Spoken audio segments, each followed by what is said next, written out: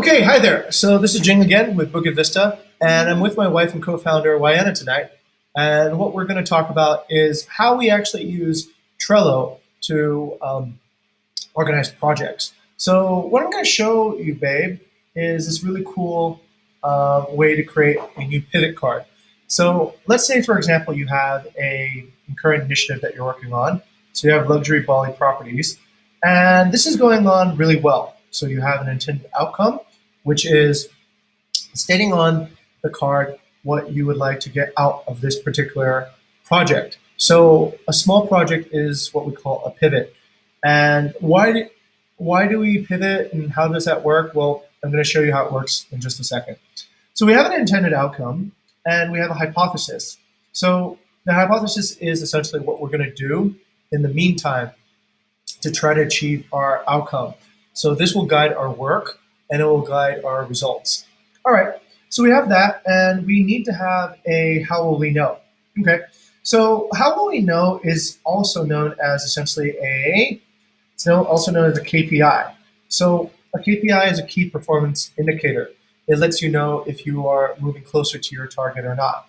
So the end goal is, let's say, this can be an end KPI. And this is essentially saying that you want to have contracted properties for long-term partnerships. But it's also really good to create top or initial KPIs and also middle KPIs. Okay, and the reason you do that is so that you'll know if you're making some progress during your pivot. So initial KPIs can be maybe it can be the number of contacts you bring in, right? And then the second middle KPI can be maybe the number of meetings you have, okay? So that would allow you to track the progress of your pivot through three numbers. And that would essentially be a good daily update activity. So you can say, like, today I had 10 contacts, 2 meetings, and maybe one deal, okay, as an example there. So that's all you would need to report on your card to indicate that you're making progress on this particular idea. Make sense? Okay, so I'm going to delete that because that's not actually true. So that part I will remove. But that's just an example. Okay, so then let's say, for example, you should probably track your progress along the deal flow to see what are you actually working on? What sort of experiments are you currently conducting to achieve this particular goal? So this is a method of outreach. So when we outreach, we're trying to actually reach out to people who might contact us back. So I can see from the outreach today that there hasn't been too much activity. You simply have just posted in one group in the morning, and this was your message, right? So then I would say, let's say a leader know that you're not too busy today. You haven't made a lot of progress. And also, you're trying to solve a particular problem.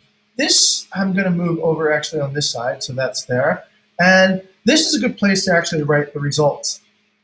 So right now, you're trying a particular tactic of going into a Facebook group and posting an inquiry to get people in this Facebook group to generate some properties that you might want to talk with. So then at some point, let's say you're going to need to say, all right, how many contacts, how many, let's say, calls or meetings,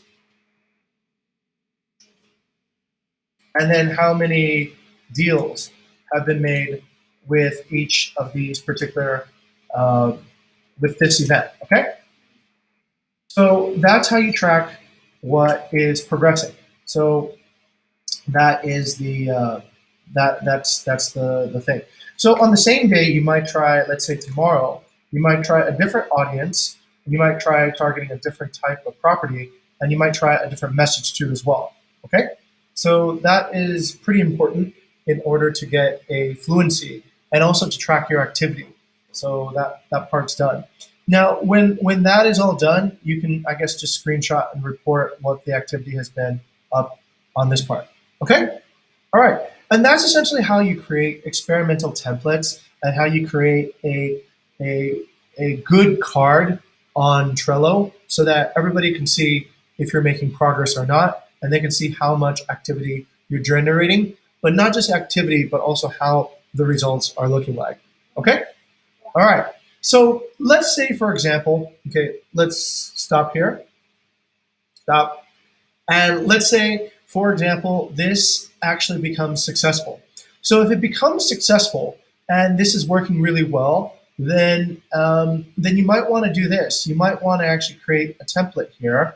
And what this simply does is it allows other people to copy your plan and integrate it into their particular workflows. So let's say, for example, this plan is working really well, and maybe somebody else wants to work on this as well. Maybe Aldo, Rizal, maybe Rizal wants to work on this plan too now, right? It's generating results. You're getting this good feedback from Facebook. So Rizal doesn't need to start over again. Not at all. He can borrow all the work that you've done here by simply coming here, making a template, and creating a new card. So what happens? What happens is now Rizal over here now has a card, your card, and it's a copy right down over here. You see that? So that's Rizal's card now because it's on Rizal's list. Now, Rizal doesn't have the activity, of course, because this is a new card, but he shares essentially the template, and this is where maybe he can change and he can have a different outcome. Remember, Rizal's objective is not to get high-end villas in Bali. Maybe he's trying to get high-end villas in Italy, right? And he maybe wants to have something, let's say, in Venice with a canal view, okay? So he knows that the hypothesis is the same. He's going to discover the properties on Facebook groups, and maybe he's going to add a new flavor to it. Maybe he's going to also say he's going to supplement with Facebook advertising, right, as well. So this allows him to try his own idea, and this is probably the same KPIs. So now Rizal doesn't have to reinvent what success means. That part, what success means, has already been standardized. And he can then borrow your template here, and he can look right on this template, and he can use that template to fuel his own research, okay? So that's a pretty cool idea of how your pivot can actually drive other people's ideas and organize their groupings together. Okay, so that's essentially the discussion here. So I'm just getting together with my wife and co-founder this evening to illustrate that. The takeaway here is you should be able to use Trello to be able to come up with a project. That project should be able to be supplemented with an experimental template, such as the one that we have here, so that you can make progressive iterations along an idea. And with that all together, you should find success and be able to integrate your work with the rest of your group's work and create all kinds of cross-pollination and further ideas to benefit a successful pivot. Okay, that's it. Have a good night, everyone.